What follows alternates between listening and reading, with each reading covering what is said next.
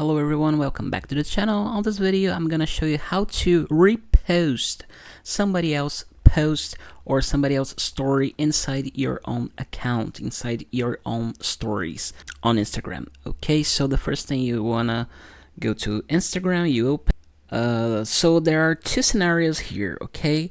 The first one is when you are tagged in a story, and the other scenario is when you're not tagged in a story.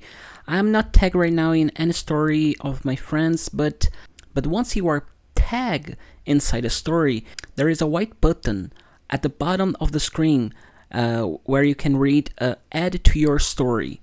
Okay, you just click there and it's going to be straight to your own story, but only if you are tagged on that friend story. Okay, if you are not tagged, let's suppose on this one, this tag right here, okay, I'm not tagged on this story. Okay, so how can I repost this story inside my own stories if I'm not tag into? Okay, so there are two ways. Okay, if it's a video, you can record your screen and then add this video inside your story, or if it is a picture, a photo, you can just make a print screen. Okay, yeah, it depends of any type of mobile phone how you do that, but you might wanna just print screen if it's a photo. Okay, then you add to your story. Okay, but the only way to repost